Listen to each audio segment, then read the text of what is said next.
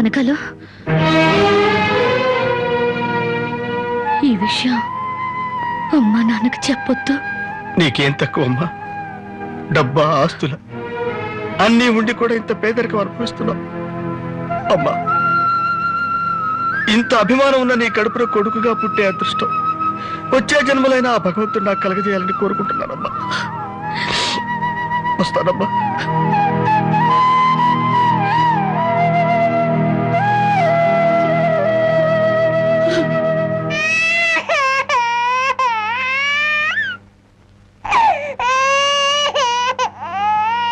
ఏడవకమ్మా, ఏడవకు.